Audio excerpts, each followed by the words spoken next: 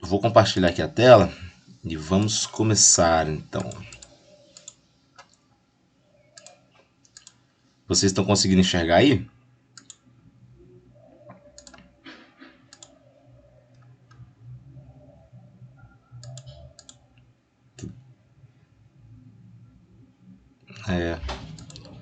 Deixa eu fechar e abrir de novo.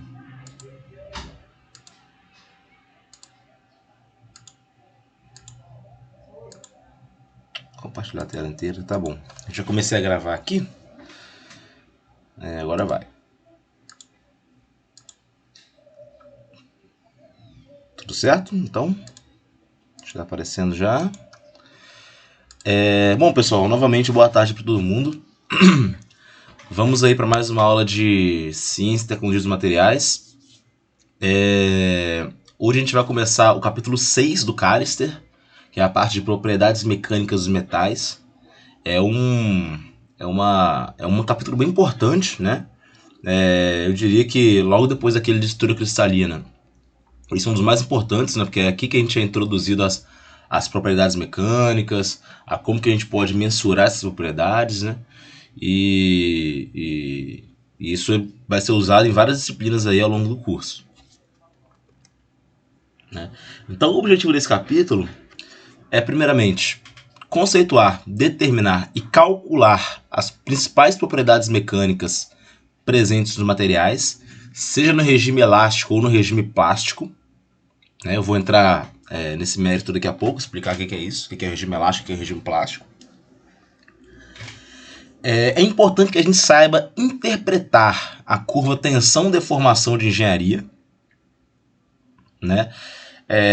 Vocês vão ver que uma maneira de se medir as propriedades mecânicas de certo material, de se conhecer as propriedades mecânicas, é através do ensaio de tração, né?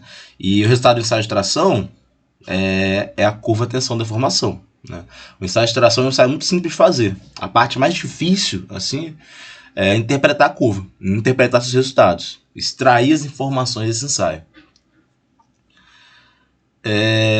E outro ponto importante é apresentar os principais tipos de ensaios de dureza, né? Além do ensaio de tração uniaxial. Então nós temos aí uma introdução sobre alguns ensaios aqui nessa parte da matéria. Lembrando que lá no sexto período vocês têm a disciplina de ensaios de materiais, onde lá sim vocês vão analisar cada ensaio, as particularidades, como que devem ser medidos as propriedades, e vai ser tudo mais bem especificado. Aqui é mais um apanhado geral. Bom, propriedades mecânicas dos metais, né? Aqui temos algumas amostras metálicas, né? Como vocês podem ver. Essas amostras podem ser ensaiadas, né? É importante falar aqui, definir, na verdade, para vocês, o que seria um ensaio, né? A gente fica falando de ensaio, ensaio. O que é um ensaio, né? Quando vocês verem a palavra ensaio aqui, você tem que pensar em teste. É um teste no material, né? A ideia da propriedade mecânica, seja ela qual for, tipo, das propriedades no geral, né? É ver como o material reage a certo estímulo, né? Na propriedade mecânica, eu vou aplicar uma carga, né? E de acordo com a maneira que esse material reage, eu vou saber suas propriedades, né? Então, as propriedades podem ser definidas dessa maneira. E a ideia do ensaio é aplicar um tipo de carga e observar como o material se comporta, né? A propriedade, na verdade, ela é uma resposta do material a um certo estímulo, né? A propriedade mecânica é um estímulo mecânico, a aplicação de uma carga, de uma força, né? Essa força pode ser aplicada de várias maneiras diferentes. Posso fazer uma força de tração, então eu teria um ensaio de tração. Eu posso fazer uma força de compressão, eu tenho um meu ensaio de compressão. Posso fazer uma força de torção, né? No caso eu vou ter o ensaio de torção, e por aí vai. Então as propriedades mecânicas elas são definidas dessa maneira.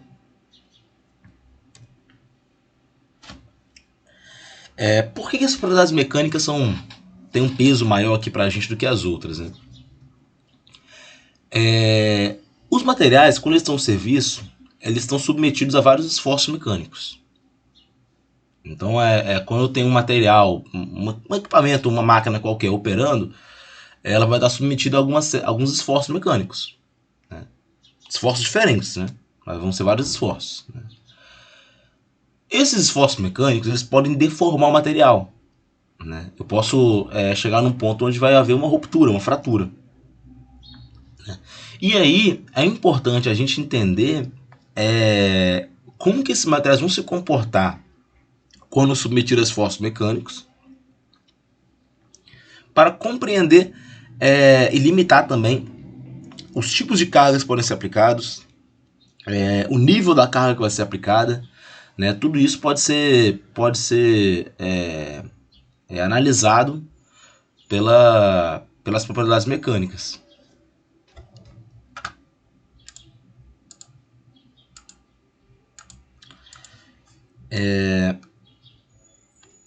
Bom, a maneira mais simples e confiável de se conhecer as propriedades de um material é através dos ensaios mecânicos. Né? Lembrando que ensaio mecânico é um teste mecânico. Eu vou submeter o material a uma carga. A ideia desses ensaios é criar condições similares àquelas condições que ocorrem na prática. Né? Ou seja, como se eu simulasse como que ele vai se comportar. Beleza? Então eu tenho diversos ensaios mecânicos que vão me fornecer diversas propriedades diferentes de materiais. Eu posso fazer uma divisão entre dois tipos de ensaios principais: os ensaios destrutivos e os não destrutivos. Né? O próprio nome já diz, né? O ensaio destrutivo é aquele onde a minha amostra ela vai ser rompida, vai ser fraturada, né? Vai ocorrer ruptura. Né? Então, no ensaio destrutivo, a ideia é que a amostra, no final de contas, ao longo do ensaio, seja destruída. No ensaio não destrutivo, a minha amostra fica completamente íntegra, né? Ela mantém a integridade depois do ensaio. Um exemplo de cada um. Primeiramente, o ensaio destrutivo. O principal exemplo que a gente tem é o ensaio de tração, né? Onde no ensaio de tração eu vou basicamente aplicar uma força de tração, né? Como se fosse para esticar uma amostra, até o ponto onde ela vai se romper. Esse é um ensaio destrutivo. Né? Se eu medir o quanto que esse corpo de prova está deformando e o nível de carga que eu apliquei, eu consigo construir a curva tensão-deformação e a partir dela extrair várias informações sobre o material. Então esse é um ensaio destrutivo.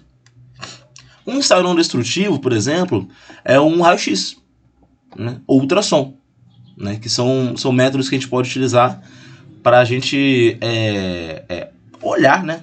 Entre aspas, aí, o interior do material e verificar sua integridade interna. Né? Ultrassom, obviamente, a gente não vai destruir a amostra, né? A gente vai um ensaio não destrutivo. A amostra fica ela não é danificada durante o ensaio. Então temos esses dois tipos.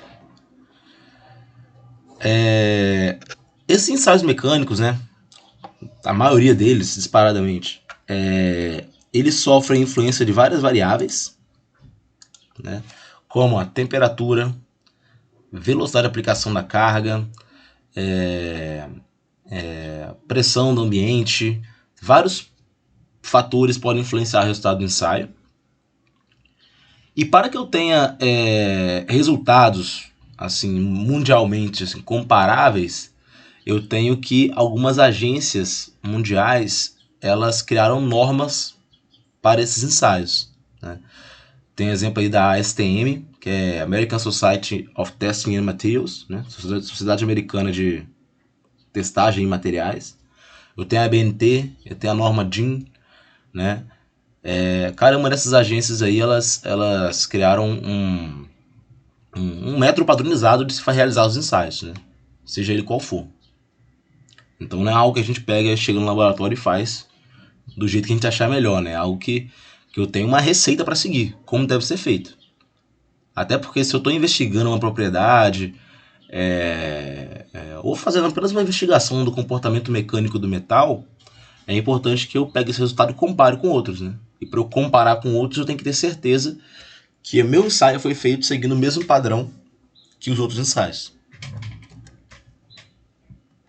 Beleza? Deixa eu ver se eu vou falar alguma coisa. Acho que não. Bom, então, para finalizar essa introdução, o tema da aula de hoje é sobre propriedades mecânicas dos metais, né? Como que a gente mede as propriedades? Através dos ensaios mecânicos, né? Que podem ser destrutivos ou não destrutivos, né? Esses ensaios têm que seguir a norma, beleza? Eu tenho alguns tipos diferentes de ensaios, né? Na verdade, são vários tipos diferentes de ensaios, né? A gente pode classificar esses ensaios de acordo com a tensão aplicada e de acordo com a forma com a qual essa tensão é aplicada. Eu tenho os ensaios estáticos, que é com a aplicação de carga muito lenta ao longo do tempo, né? Um ensaio estático. É como se a carga ela fosse aplicada bem lentamente ao longo do tempo, né? Eu tenho ensaios dinâmicos, onde a aplicação é em cargas rápidas ou cíclicas, né?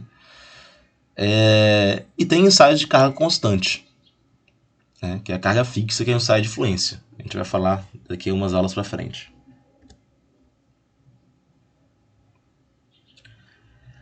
Bom, a maioria dos ensaios ocorrem a cargas estáticas, ou aplicadas com uma velocidade relativamente lenta, né, temperatura ambiente. Então a maioria dos ensaios eles são desse primeiro tipo aqui, né, ensaios estáticos.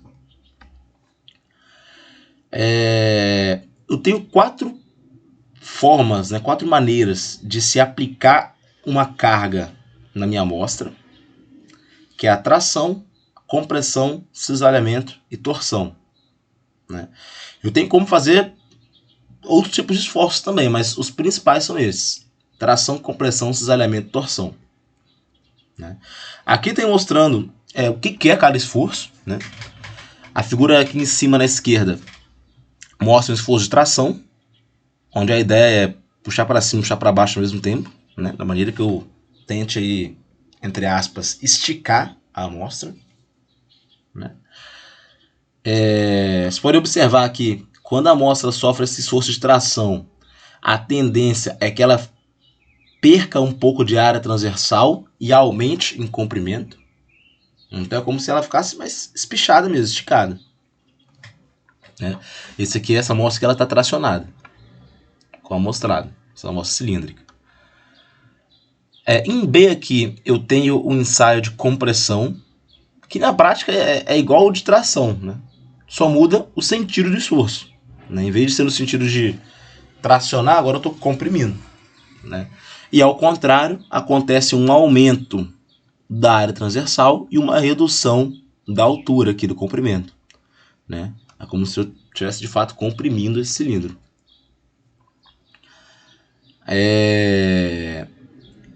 Eu tenho uma carga de cisalhamento aqui embaixo, né? Lembrando que cisalhamento, né, esforço cisalhante, é um esforço que ele acontece paralelo à superfície, tá? Como se fosse, por exemplo, a força de atrito, que a gente aprende lá em Física 1. Né? A força de atrito ela é sempre paralela à superfície, né? Ela está paralela à superfície paralela ao chão ali, né? E aqui embaixo, na direita, em D, eu tenho esforço de torção, né? Que é no sentido de torcer, de fato, a amostra, como vocês podem ver aqui. Então eu tenho esses principais tipos aí de cargas que podem ser aplicadas, né? Então a gente pode até fazer a distinção, né? No ensaio de tração, eu vou tracionar a amostra. No ensaio de compressão, eu vou comprimir a amostra, né? No ensaio de torção, eu vou aplicar uma torção à amostra, né? Então é bem tranquilo de identificar isso. Cada ensaio vai me dar resultados diferentes, né? Obviamente, né? O material ele ser resistente em tração não quer dizer que ele vai ser resistente em compressão e vice-versa. E de torção também não tem nada a ver, né? Um belo exemplo é o ferro fundido. O ferro fundido ele é muito resistente, muito dúctil quando a gente fala de compressão, mas quando eu quero tracionar ele, ele é frágil. Né? Então ferro fundido geralmente é indesejado para aplicações onde ele vai ser tracionado. Beleza? Então cada ensaio vai me dar informações diferentes. Né? Aí você pode perguntar, professor, mas como que eu vou saber então qual ensaio é mais adequado para eu fazer? Primeiramente, o de tração é o mais comum, que vai te dar mais informações. Porém, se o material que você está querendo investigar ele vai ser aplicado numa situação onde ele vai ser comprimido, é legal fazer um ensaio de compressão para saber como ele vai se comportar. Componentes mecânicos que trabalham com rotação, né, costumam ter problema com torção. Então eu tenho que fazer um ensaio de torção para avaliar o seu funcionamento, avaliar como se comporta em torção. Então a gente tem esses pontos aí a serem levados em consideração. O mais comum aqui pra gente é fazer um ensaio de tração mesmo. Né? Que o ensaio de tração ele realmente ele é muito completo, ele me dá muita informação. Né? Aqui tem alguns exemplos, né, de situações onde eu vou ter cada esforço. Né? Aqui tem na roda de um carro, onde vai ter esse movimento de giro, né? Eu tenho problema com torção. Cisalhamento, né? A gente vê bastante sobre esse tipo de esforço quando fala de fixação por meio de parafusos. Né? Sofre um esforço cisalhante.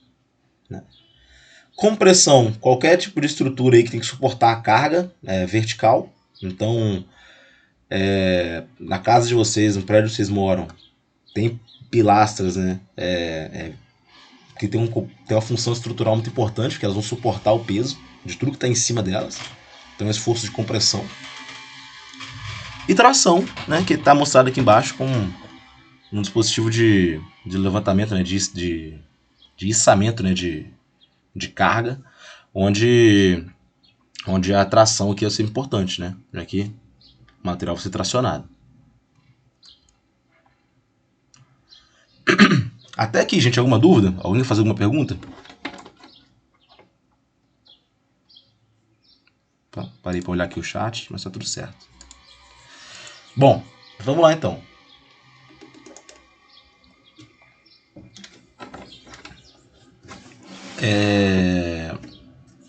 Tensão deformação. A primeira coisa que você tem que entender aqui é que existem dois regimes de deformação. Né? Duas fases da deformação.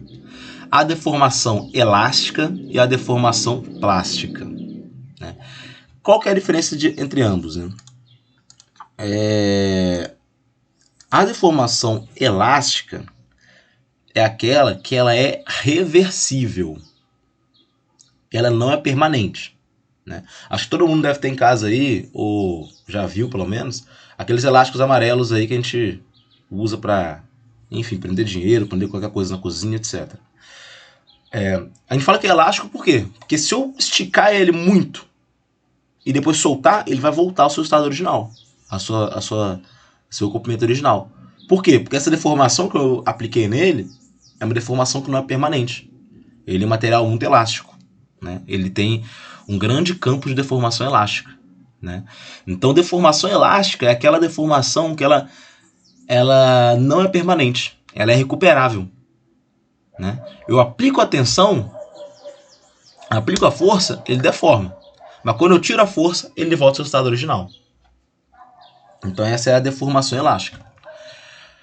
A deformação plástica ela é permanente. Né? É aquela situação onde eu apliquei a força, ele deformou de uma maneira que ele não vai voltar ao original. Não vai voltar a ser o que era antes. Né? Ele está deformado plasticamente. Né? Então esses dois tipos de deformações a gente tem que ter bem claro na nossa cabeça o que é isso, né? O que é cada tipo de deformação. Do ponto de vista atômico, a gente pode falar que essa deformação elástica ela é o equivalente ao esticar as minhas ligações atômicas. Eu estiquei a ligação atômica, mas quando eu tirei a força, ela voltou ao seu comprimento original. A deformação plástica, ao contrário, ela seria, posso fazer uma analogia, né, ao rompimento dessa ligação. Né? Uma vez rompida, ela não volta mais ao que era antes. Né? Então a gente tem deformação elástica e deformação plástica. Né? No ensaio de tração, que é o primeiro ensaio que a gente vai ver, o que acontece? Eu começo a deformar o metal, ele passa inicialmente por uma zona de deformação elástica. Mas depois de certo ponto, ele começa a entrar na zona de deformação plástica. Ou seja, qualquer deformação a partir desse ponto vai ser permanente. Né? Por isso que é importante fazer essa distinção. Eu tenho essas zonas bem definidas aí no ensaio de tração. Outra coisa importante de falar, gente, que eu acabo passando batido, né? É que aqui a gente vai falar de carga, mas muitas vezes a gente vai falar de tensão também. Né? A carga que a gente fala é uma força. Né? A tensão é uma força dividida por uma área. Né? Similar ao que vocês veem como pressão, né? Quando trata de fluidos. Né? Aqui, como a gente trata de sólidos, a gente fala mais de tensão. Tá? Então a tensão aqui pra gente, quando vocês verem esse termo, é uma força aplicada em uma área. Então é a força sobre a área mesmo, matematicamente.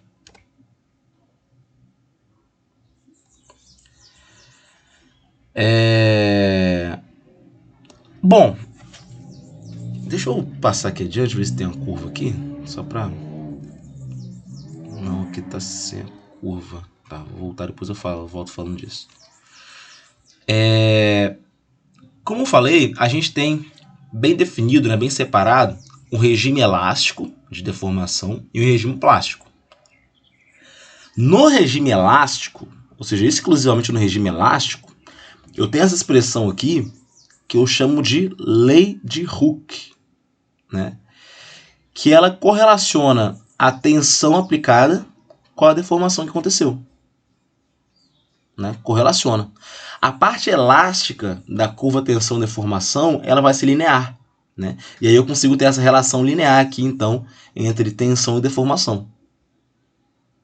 Né? Essa constante de proporcionalidade aqui, esse valor de E, é o que a gente chama de rigidez do material. Né? Também conhecido como módulo de Young, né? ou módulo de elasticidade. Tá bom? O que é esse módulo de Young e módulo de elasticidade? É a relação entre tensão e deformação. Né? Como propriedade, a gente pode falar que isso é a rigidez do material, o quão rígido ele é.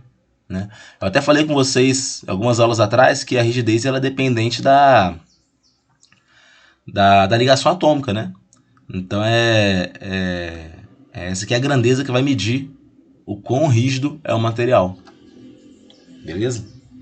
Também é conhecido como módulo de Young ou módulo de elasticidade. Então, vale destacar que isso aqui só vale para o regime elástico.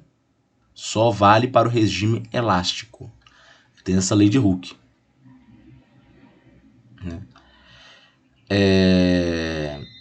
Então, esse aqui é um ponto bem importante.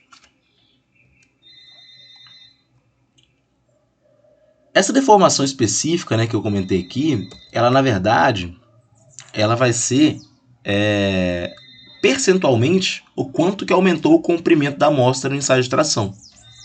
Né? Então vamos supor que a amostra tenha 100 milímetros e eu vejo que ela, depois que foi tracionada, ela aumentou, sei lá, 2 milímetros, é porque teve uma deformação de 2%. Né? Então matematicamente ela vai ser a variação do comprimento em relação ao comprimento inicial. Beleza? Esse daqui essa aqui vai ser a deformação específica.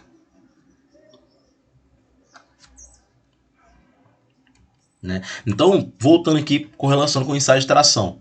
No ensaio de tração, o ensaio em si ele é muito simples. Né? Eu aplicar uma carga de tração e vou aumentando aquela carga, vou aumentando, até o ponto onde ocorre a fratura. O ensaio em si é muito simples. É basicamente isso, não deve demorar 5 minutos. E como resultado do ensaio, eu vou ter uma curva. correlacionando a carga com o alongamento, né? A carga que é medida, né, dentro da máquina mesmo, no estágio de tração, que é o que a gente chama de... é medido por uma célula de carga, né? É controlado esse valor. E a deformação esse alongamento, na verdade, vai ser medido por um extensômetro. Então, eu tendo essas medidas de carga e de alongamento, eu pego essa carga e divido pela área, eu tenho a tensão. Eu pego esse alongamento e vejo a porcentagem dele em relação ao comprimento inicial, eu tenho a deformação. E aí eu ploto o gráfico tensão por deformação, né?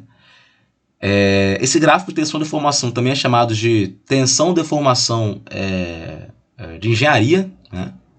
Ou a curva tensão-deformação de engenharia, né? Por que a gente fala isso, né? Porque no ensaio real, né, a carga ela vai só aumentando, até o ponto da fratura. Porém, eu vou mostrar para vocês alguns gráficos aqui, algumas curvas, vocês vão ver que elas vão chegar no máximo e depois cair, né? Dando a impressão que a tensão na verdade está reduzindo. Só que a tensão está só aumentando. Essa diferença aí, ela ocorre porque nos cálculos aqui, a gente leva em consideração tanto o comprimento inicial quanto a área inicial. E a gente sabe que aquela área inicial e esse comprimento inicial, eles vão variar, né? Vão variar. E o ideal mesmo, para ter a curva tensão-deformação real, eu teria que tratar da área instantânea e do comprimento instantâneo. Mas não é comum que a gente veja isso, tá? É mais comum a gente ver tensão-deformação de engenharia mesmo, né? Que é sempre voltado para o comprimento inicial e para a área da seção transversal inicial.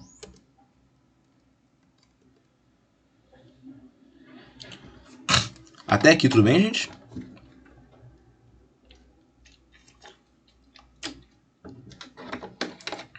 Bom,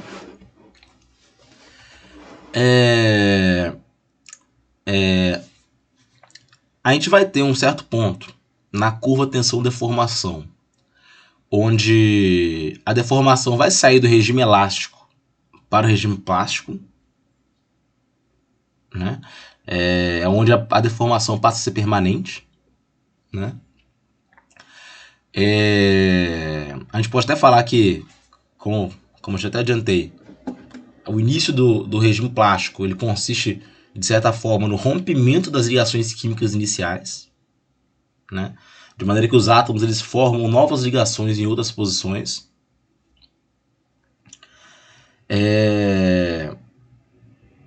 E bem, a deformação plástica tem início e ela altera bastante a estrutura cristalina do material, né?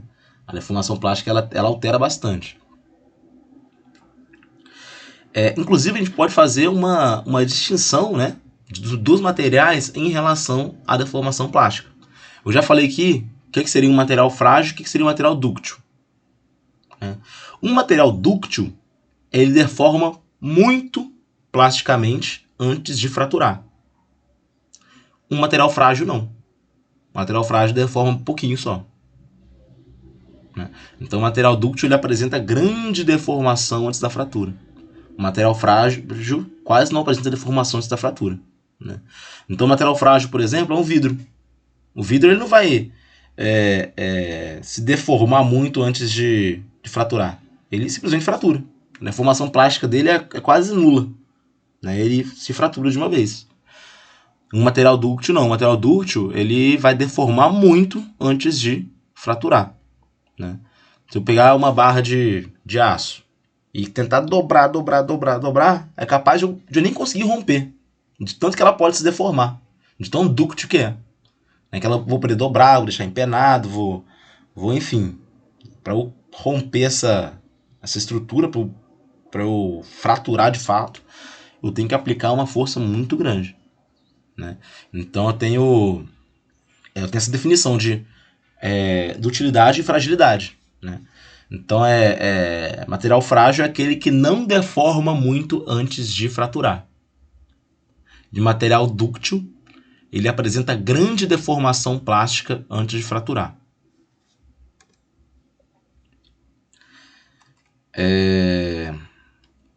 Essa é uma distinção importante, tá, gente?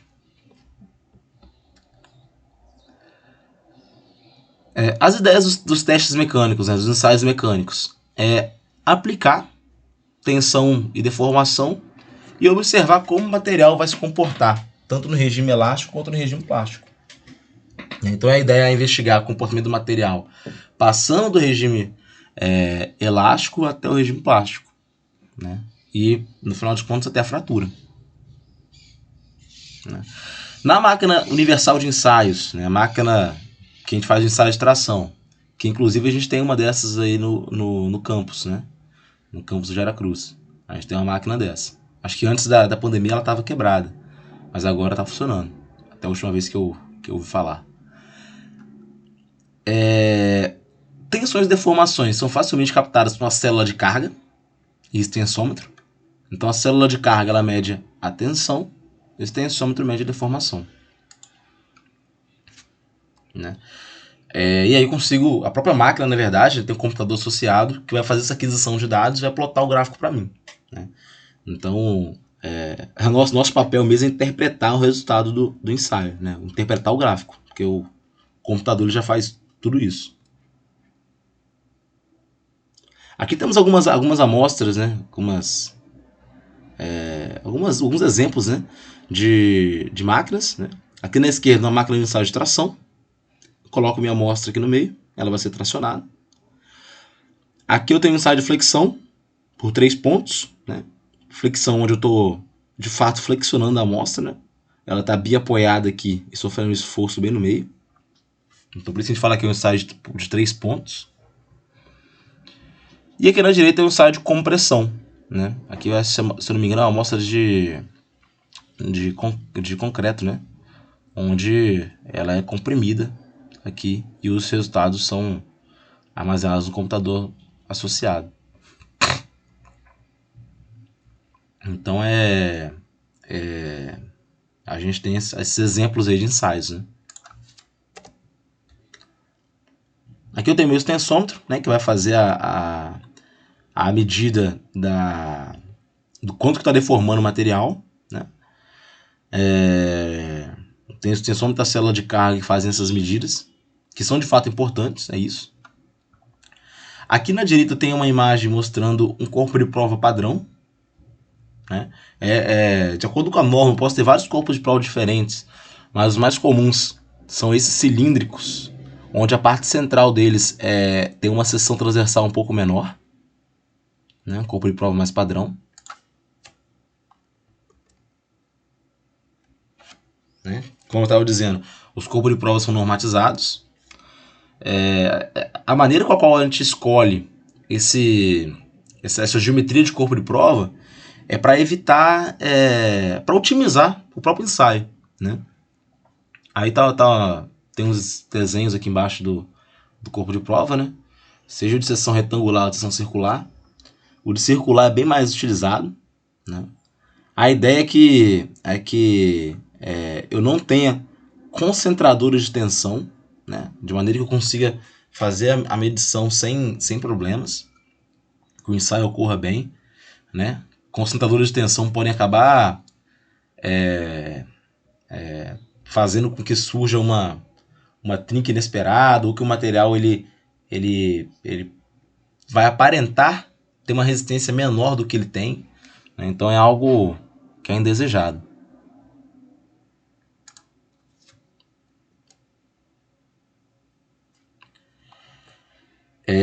Aí aqui tem os copos de prova, né? Só para mostrar. Bom, quando a gente tem uma tensão aplicada em um sólido, em um volume, essa tensão ela vai formar um estado complexo de tensão, né, nas várias faces do material, né? Estado complexo porque é uma composição de tensão compressiva, trativa e cisalhante, né? isso no interior do material, né, de fato. Então, se a gente seccionar, né, cortar um elemento qualquer desse sólido, a gente pode observar que os valores de tensão normal cisalhante são diferentes daqueles que são de fato aplicados, né? Como vocês podem observar aí, né?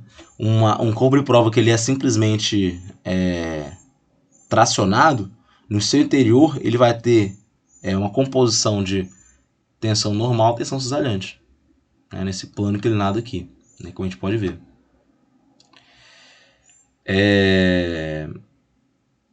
Aí, lá em mecânica dos materiais, vocês vão aprender algumas maneiras, né, de descalcular esses valores de tensão sobre várias orientações aqui, né? Essa distribuição de tensão, né? Esse daqui da direita a gente chama de círculo de Mohr, né, que é uma maneira gráfica de a gente visualizar essas tensões, né? Mas aqui foge um pouco do nosso escopo aqui da disciplina. Vocês vão ver isso aqui lá com o professor Hernandes, né, mecânica dos materiais.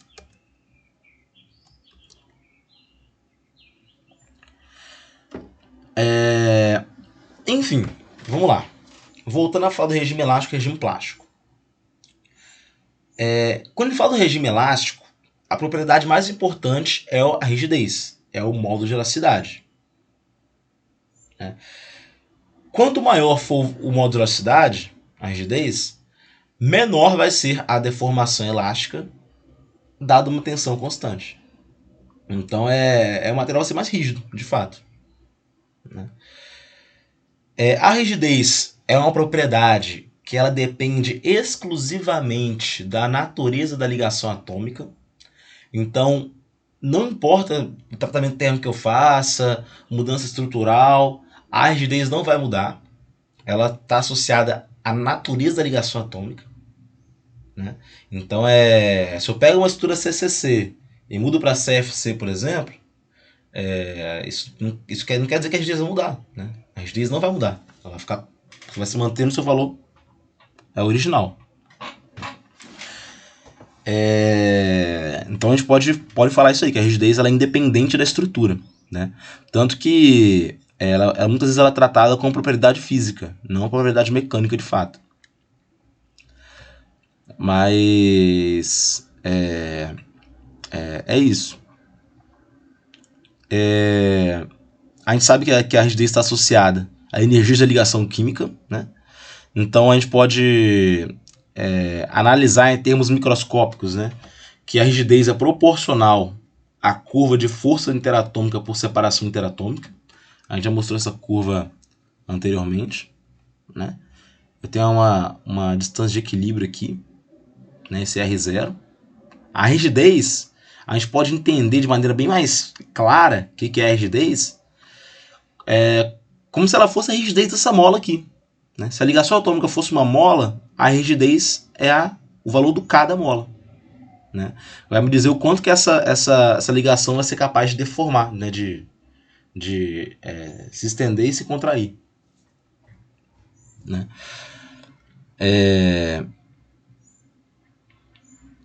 Enfim, aqui tem uma representação gráfica aí numa situação onde está havendo esforço aí um esforço e está ocorrendo uma deformação elástica, né? Na deformação elástica, lembrando, é como se essas molas aqui que separam os átomos, elas fossem esticadas, né? Assim que eu tiro a força, elas voltam ao seu estado original, seu estado de equilíbrio, né? Que a gente chama de R0 aqui. E para a deformação plástica ter início, é o equivalente a essa mola se romper, né? Essa mola que separa aqui esses átomos, né? Nessa representação.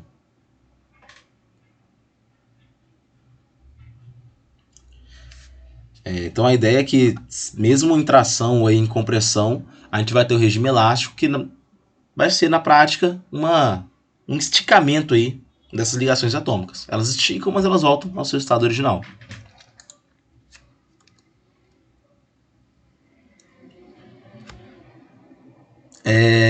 Eu falei que a rigidez ela independe da estrutura.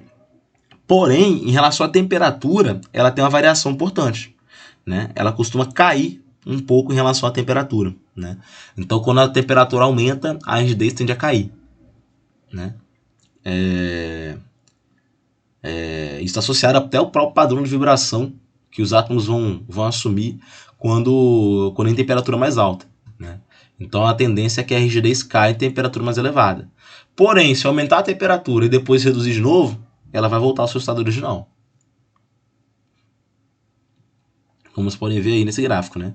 Para o tungstênio cai um pouco, para o aço é um pouco menos pronunciado, o alumínio já é um pouco mais, enfim. Opa.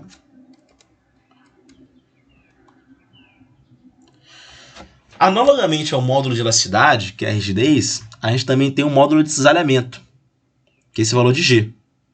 A grande diferença aqui é que o módulo de elasticidade, a gente fala que ele é uma grandeza que é extraída do ensaio de tração, né? Onde eu estou aplicando um esforço de tração, né? Aqui eu vou ter um esforço de cisalhamento, né? Então aqui a tensão é a tensão cisalhante, né? Então, em vez de ser a tensão normal, eu vou ter uma tensão cisalhante.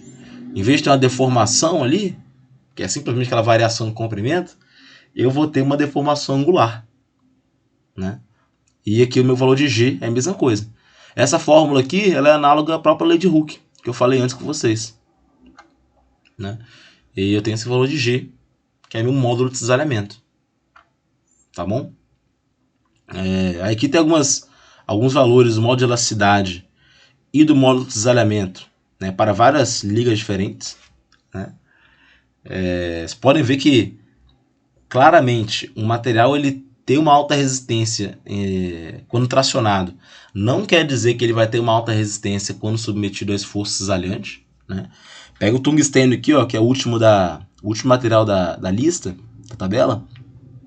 Ele tem um módulo de elasticidade de 407 GPa, mas o módulo de cisalhamento dele está volta de 160, né? Então é bem menor, né? Tem outros exemplos aí que comprovam isso, né? O próprio aço aqui, ó, que tem cerca de 207 GPa de módulo de elasticidade, vai ter 83 de módulo de rigidez, de módulo de cisalhamento, né? Então é mais uma prova de que o comportamento do material em tração nada me diz sobre como ele vai se comportar em compressão, ou em esforço cisalhante, né? Ou em flexão, enfim, né? Eu tenho aqui também, nessa última coluna aqui da tabela, o que a gente chama de coeficiente de Poisson, né? Esse coeficiente de Poisson ele é uma grandeza que associa, né, que é a razão, na verdade, entre a deformação lateral e a deformação axial, né? Pensem no cilindro. Quando eu submeto esse cilindro a um estado de tração, a um ensaio de tração, né, ele vai aumentar o comprimento e vai reduzir a área. Esse coeficiente de Poisson, ele correlaciona o quanto que reduz a área com o quanto aumentou de comprimento, né? Então é uma grandeza aí, né, que pode ser usada aí para avaliar os materiais.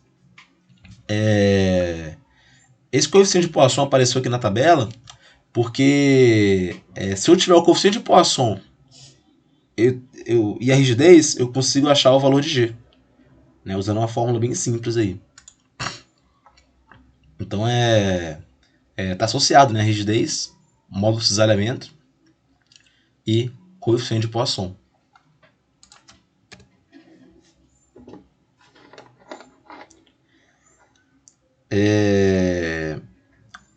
Bom, ainda sobre regime elástico, eu falei que na curva tensão-deformação, a parte elástica, ela geralmente é linear, né, para os metais. Geralmente é linear. Ou seja, a curva tensão-deformação, ela começa com uma reta, aí depois acaba a reta e começa de fato uma curva, né? Essa parte linear é a parte elástica, tá bom? É a parte onde vale a lei de Hooke. Lembrando que a lei de Hooke ela só vale no regime elástico, né? Então aqui fica bem claro o que é esse regime elástico, né? A parte linear do gráfico, né? A gente pode até ter uma parte elástica que não é linear, mas é bem mais incomum, tá bom? É mais incomum isso aí. Geralmente vem, como está mostrado nesse gráfico aqui embaixo, né? Algo linear, uma reta mesmo.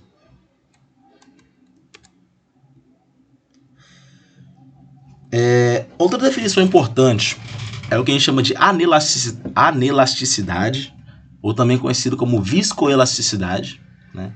Isso aí é a deformação dependente do tempo, né? É um comportamento que é entre um comportamento elástico e um comportamento viscoso, né? Onde, por exemplo, quando eu aplico a carga, a deformação não acontece imediatamente. Quando eu tiro a carga, a recuperação elástica não acontece imediatamente. Então é uma deformação totalmente dependente do tempo. Beleza? É o que acontece aí nos materiais poliméricos, né? Alguns deles. Né? Essa anelasticidade aqui, para os metais, a gente praticamente ignora, porque nos metais a gente não tem essa deformação dependente do tempo. Né? O tempo aqui é uma grandeza desprezível, mas para polímeros isso é importante. Aqui está o coeficiente de Poisson, né, que eu já acabei falando mais cedo, né, que é a razão entre a deformação na direção X em relação à deformação na direção Z, como está mostrado aqui. Né. Quando tracionado, o material ele vai ter uma alteração tanto no comprimento quanto na seção transversal. E o que relaciona essas duas deformações aí é o coeficiente de Poisson. Né. Para a maioria dos metais está entre 0,25 e 0,35. E aqui embaixo está a fórmula que eu posso usar para relacionar coeficiente de Poisson, rigidez e módulo de cisalhamento. Né? Uma fórmula bem simples aqui mesmo.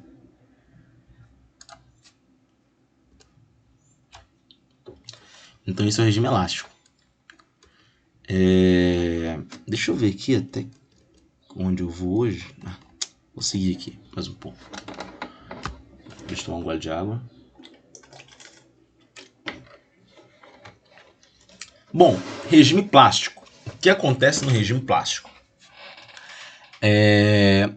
Quando o material vai atingir tensões grandes o suficiente para romper a ligação química, para romper aquela mola que eu comentei, vão se formar novas ligações em outros lugares, em outras posições. Né? E aí a tensão e a deformação não vão ser mais proporcionais, a curva não vai ser mais linear. Né? A deformação não vai ser mais reversível. E aí vai começar o que a gente chama de regime plástico, ou regime ou deformação plástica, que é a deformação permanente. Então, novamente, após a deformação elástica, dá-se início à deformação plástica. Beleza? A transição dos regimes geralmente acontece de forma suave, né, para os materiais que têm grandes regimes plásticos. Né? Essa transição é até um pouco difícil da gente descrever, né, onde começa exatamente. Né? É muito difícil a gente ter uma noção exata de onde começa a deformação plástica. Né? Eu tenho vários pontos aí que essa parte aqui é até um pouco, eu acho que a maneira que é trazida nos livros acaba confundindo muito a cabeça da gente. Mas a ideia é que na transição eu vou ter um limite de proporcionalidade, que é onde a curva vai ser de fato linear. Eu vou ter um limite elástico, eu vou ter um limite de escoamento, eu vou ter enfim, eu vou ter vários pontos aqui que são considerações de onde começa de fato a deformação plástica. Né? Mas na prática, a gente vai falar que a deformação plástica ela começa na tensão limite de escoamento. Beleza? Na prática é isso. Vai começar na tensão limite de escoamento. O que é essa tensão limite de escoamento? Essa tensão ela vai ser um valor convencionado. Como assim? Eu vou pegar a deformação aqui de 0,002, né? E vou traçar uma reta paralela à minha parte linear da curva tensão-deformação. Tracei essa reta aqui.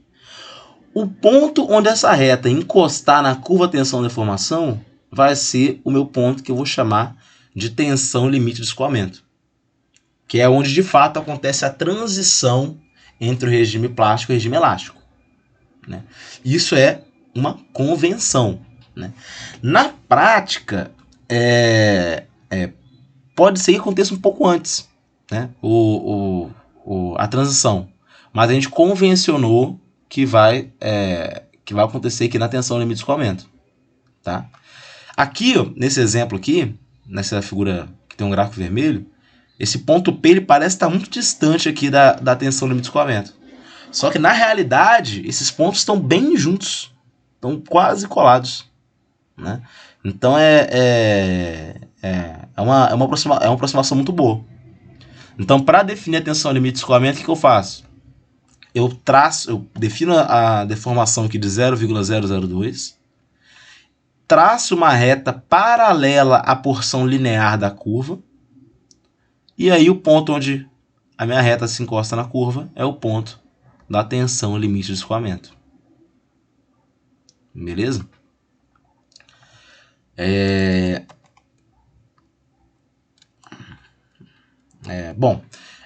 Pode acontecer, tem alguns materiais que eles têm um comportamento na curva tensão deformação um pouco diferente, né?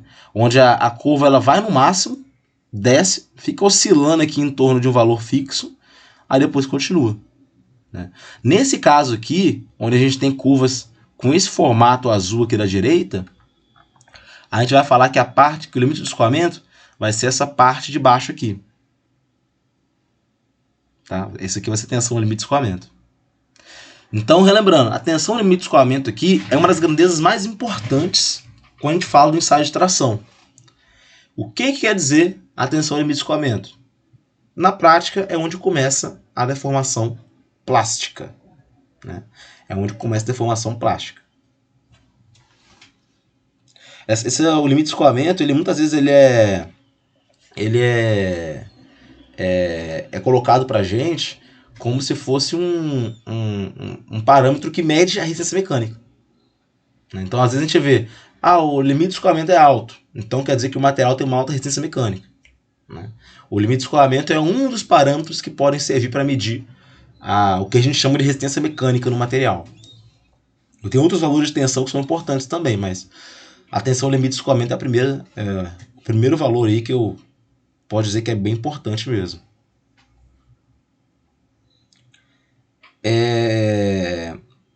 A deformação plástica nos materiais cristalinos, né, vai envolver a movimentação de planos compactos em direções compactas, né? Ou seja, vai envolver uma movimentação de discordâncias, né? Eu já até adiantei isso lá no capítulo 4, né? Deformação plástica aqui nos metais vai envolver movimentação de discordância. Beleza? As discordâncias vão se mexer. Para sólido não cristalino, sólido amorfo, a deformação plástica acontece através de um escoamento viscoso. É outra área, um outro segmento. Mas para a gente aqui, a deformação plástica ocorrerá através da movimentação das discordâncias. Beleza? Então isso aqui, ó, é um ponto muito importante. Por quê? Eu já falei isso, vou falar de novo. Para tornar um material resistente mecanicamente, eu tenho que restringir o movimento das discordâncias. Eu tenho que impedir que essas discordâncias elas apareçam. Beleza? Tenham isso em mente aí que nas próximas aulas a gente vai ver mais sobre isso.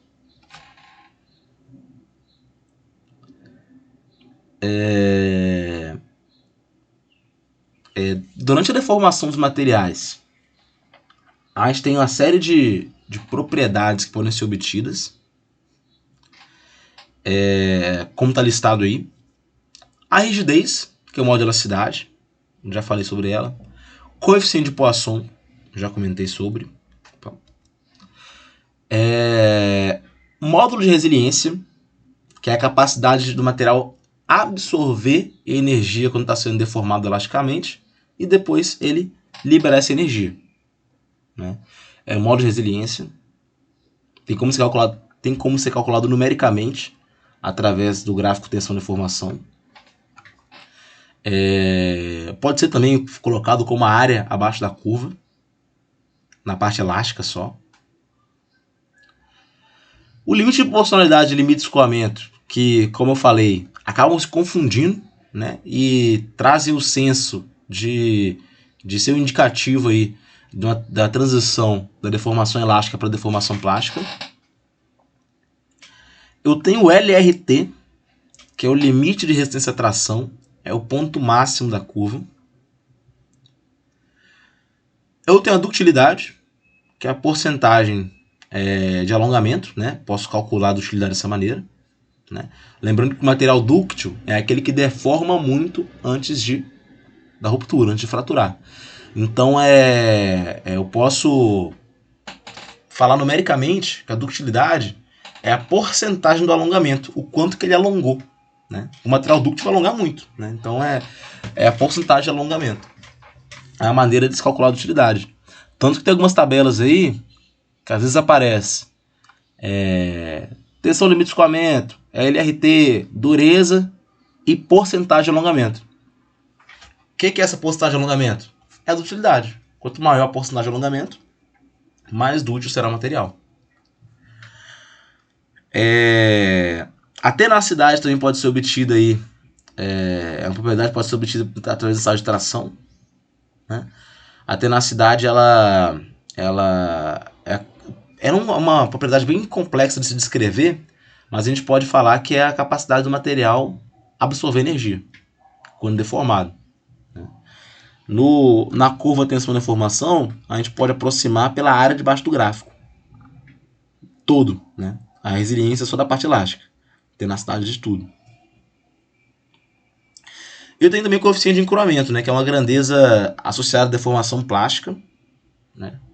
O encruamento, né, já adiantando, é um fenômeno que acontece durante a deformação plástica e é até fácil de entender quando a gente pensa do ponto de vista de discordância. O que é o encruamento? Encruamento é quando o material ele vai ficando mais resistente à medida que ele é deformado plasticamente. Então, é quando o material vai ficando mais resistente quando ele é deformado plasticamente, né? Então, é como se para aumentar a resistência dele tivesse que deformar. O encruamento é isso. Agora, do ponto de vista atômico, o que é o encruamento? Quando eu deformo plasticamente, eu acabo inserindo novas discordâncias no material, criando novas discordâncias, né? E aí, à medida que eu vou deformando, eu vou aumentando o número de discordâncias.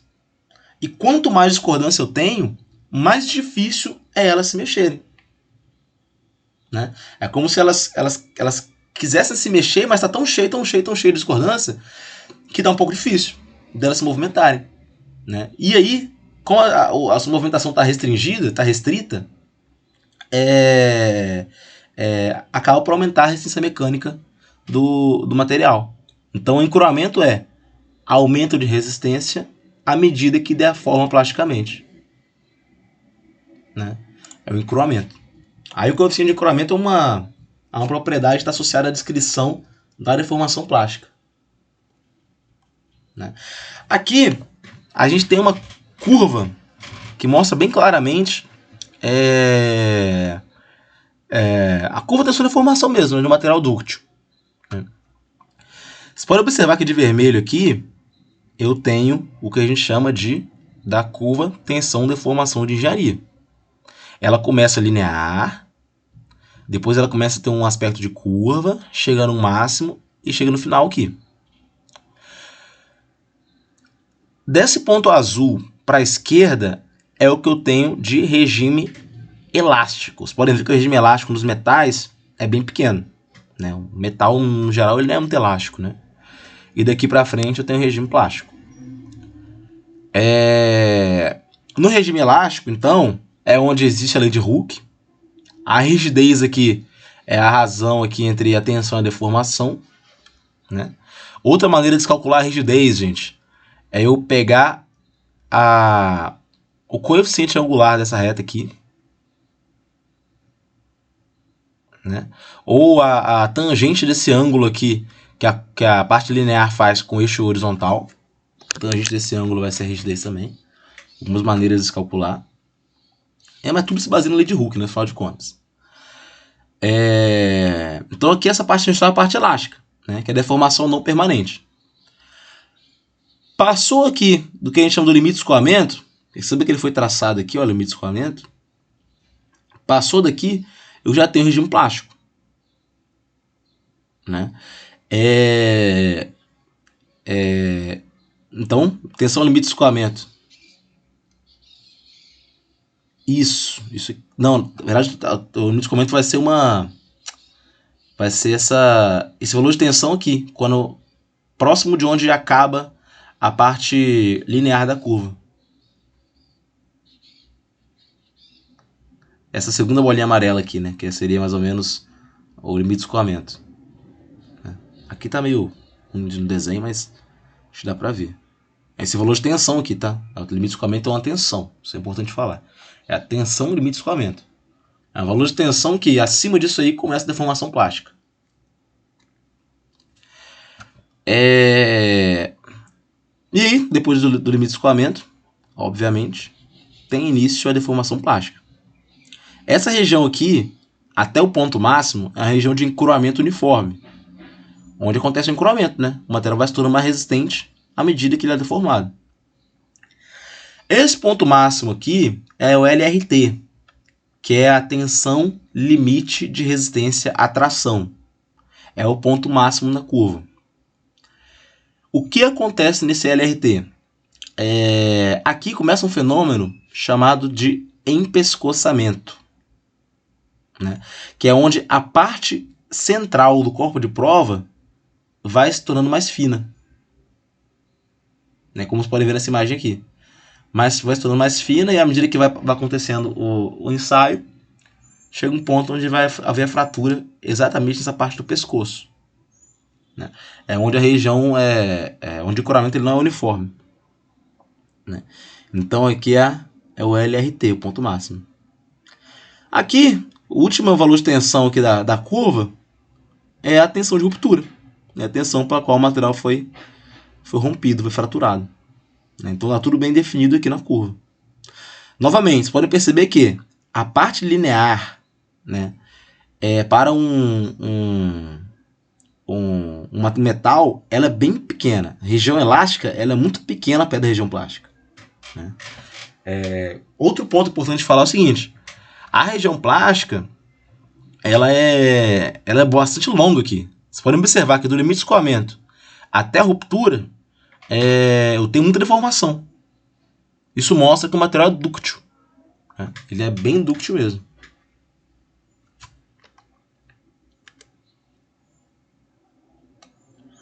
Aí aqui eu tenho várias curvas para alguns materiais diferentes, né? Esse primeiro aqui em cima, vocês podem observar que tem a parte elástica e logo depois ocorre a ruptura praticamente. Por quê? Porque está quase ausente de deformação plástica. É um material frágil, né? Tem resistência alta, mas tem utilidade muito baixa, que é característico de cerâmicos e metais duros. A segunda curva aqui onde tem uma alta resistência e uma alta utilidade, né? De utilidade que o campo de deformação plástica está longo, e a resistência também é grande, né? Que para a maioria das ligas metálicas tem uma curva mais ou menos igual a essa do meio aqui. E aqui embaixo, o que seria uma curva para polímeros, né? Onde eu tenho uma baixa resistência, ele não suporta tensões muito grandes, mas é muito dúctil, né? E muito elástico também.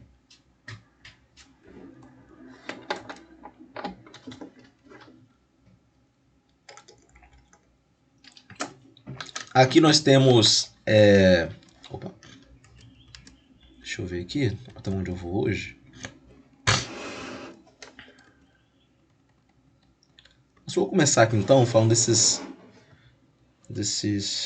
Não, acho que nem vou fazer isso então. Vou deixar fazer essa parte matemática a partir de quarta-feira. Na quarta-feira mesmo. Mas...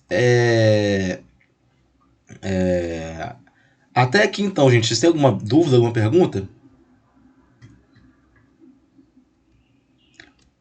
Deixa eu ver se tem alguma coisa para eu falar aqui importante. Posso adiantar logo hoje. Não, isso aqui eu vou deixar para falar a partir da segunda-feira. Então é isso, gente. Segunda-feira não, na quarta-feira, né? Aqui na quarta-feira eu retomo aqui no slide 33, né? Já tá aí a 1h10 já falando.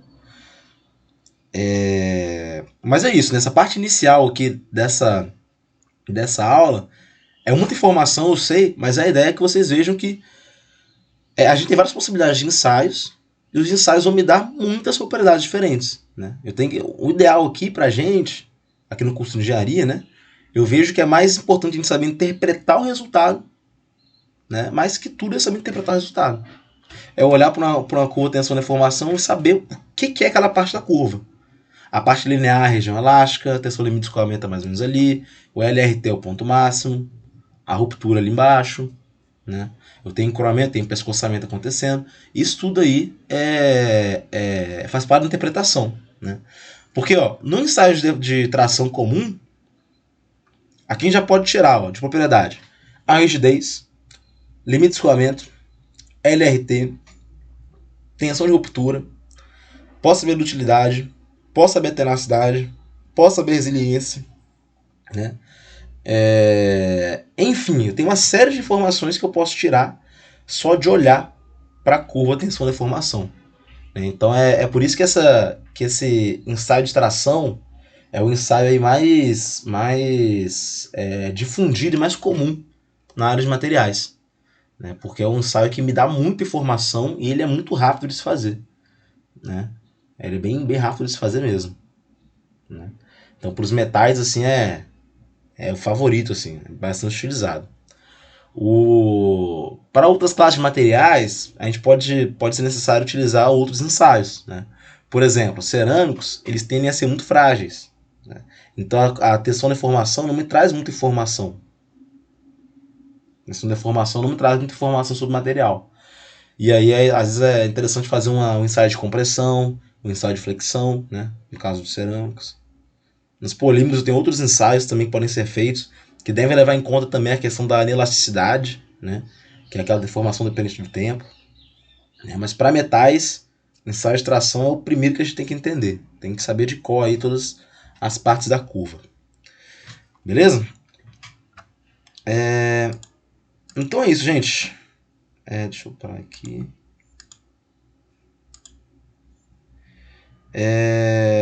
Então é isso, pessoal. Tenham aí uma boa semana. E até quarta-feira, então. Valeu!